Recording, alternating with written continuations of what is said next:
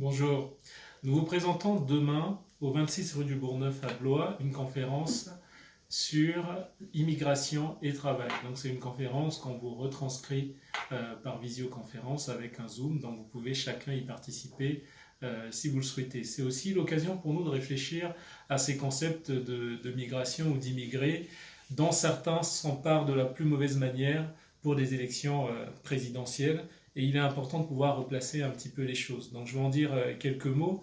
Aujourd'hui, lorsqu'on parle d'immigration, un immigré, c'est une personne simplement qui est née à l'étranger et qui vit aujourd'hui en France. Alors, regardez-moi par exemple, je suis un immigré. Alors ça peut étonner certains. Oui, un immigré peut être de nationalité française, comme moi, mais est né ailleurs. Et parmi les immigrés, donc il y en a 6,8 millions aujourd'hui en France, parmi ces immigrés, il y a des Français. Il y a plus de 2 millions qui sont Français aujourd'hui. Donc ça, c'est très important à pouvoir appréhender. Ça représente simplement 10% à peu près de la population française. Mais certains en font tout un plat et ont l'impression que la civilisation est en train de changer. Mais quand bien même. Dans les années 50, vous aviez un Français sur 10 qui avait un grand-parent issu de l'immigration. Aujourd'hui, ce chiffre s'élève à un Français sur 4. Ça veut dire quand même que lorsqu'on est dans la rue, pour ceux qui regardent la réalité de la société française, on n'a plus exactement la même typologie de personnes que dans les années 50. Il faut pouvoir l'accepter, vivre avec, et vivre dans une société qui se recompose. Je vais vous citer quelques éléments qui montrent ce brassage et l'évolution de notre République, de la société française. Donc on a connu la Révolution française donc en 1789 avec des personnes qui ont acquis une certaine autonomie, j'ai envie de dire, avec cette révolution, parce que ce qui m'intéresse derrière ces faits révolutionnaires, c'est de pouvoir les prendre en compte. Je parlerai des Gilets jaunes aujourd'hui, quelles sont leurs revendications. On est toujours dans ces minorités qui ont envie de pouvoir vivre demain, ne serait-ce que manger et avoir de quoi nourrir leur famille. C'est ce qu'on appelle l'écologie politique, emmenée par Pierre Kropotkin et puis d'autres personnes comme Gunther Anders, mais qui sont des personnes qui parlent d'un monde plus globalisé aujourd'hui où les minorités et d'autres doivent pouvoir vivre et manger à leur faim. Donc ça a du sens. Dans les années de guerre, j'ai envie de dire, allez, 14-18 et 39-45, on a connu une vague de personnes issues de l'immigration qui ont aidé la France. Je voudrais évoquer le MOU, la main-d'œuvre ouvrière.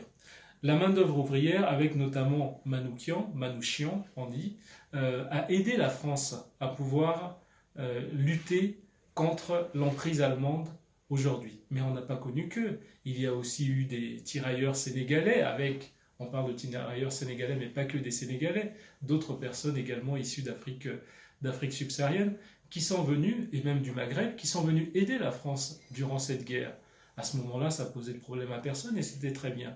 Lors de la reconstruction, lorsqu'il a fallu ouvrir les vannes à l'immigration et qu'on puisse aider la France à se reconstruire, ça a été très bien vécu également. Par contre, aujourd'hui, lorsqu'on voit certains propos sur les personnes noires ou maghrébines, on peut s'interroger. Il n'y a pas que la religion derrière, il y a aussi véritablement des questions de xénophobie et de racisme, et il faut lutter absolument contre ça pour pouvoir vivre dans un monde, j'ai envie de dire, de paix. L'idée pour nous, dans cette... Alors, je ne vais pas parler de créolisation, hein, je pense qu'avec ce qu'on a pu entendre durant ces derniers débats avec Édouard Glissant, notamment sur cette partie créole, il faut aller, à mon avis, dépasser toutes ces questions et se dire, aujourd'hui, on peut vivre ensemble, mais quelles sont les véritables préoccupations des Français? Et pour moi, la véritable préoccupation des Français, c'est évidemment, enfin en tout cas je dis évidemment, mais quand bien même, c'est le pouvoir d'achat. Ce qui compte pour nous, c'est de pouvoir bien vivre, et lorsqu'on pourra bien vivre et qu'il y aura moins de chômeurs, et qu'on ne soit pas dans une 7e puissance économique mondiale avec 7 millions de chômeurs, je pense que ces différentes questions du vivre ensemble prendront, à mon avis, d'autres dimensions. À côté de ça, je parcours quelques pays, donc il n'y a pas que les pays africains, même si je vais en parler, mais aussi des pays européens, voire américains. On est quand même dans une période de tension extrême au niveau mondial. Et on ne peut pas, dans ces périodes de tension, lorsqu'on est candidat à la République française, être dans le rejet de l'autre. J'aime beaucoup ces notions d'écologie politique, hein, je le redis, parce qu'elles pointent ce monde mondialisé dans lequel chacun de nous doit avoir une place et dans lequel on a besoin que chacun puisse mieux vivre demain. C'est une vision de société que je veux porter aujourd'hui et c'est une vision de société dont on aura à discuter demain. Donc on est tous d'ici et parfois d'ailleurs. Nos grands-parents ont été pour beaucoup d'ailleurs, mais on vit ici, dans une république qui est une et indivisible, démocratique et sociale, même si on manque de plus en plus de liberté et de démocratie. Mais je souhaite être, pour ceux qui m'écoutent en tout cas, un candidat qui doit replacer notre devise de liberté, égalité et fraternité. À demain.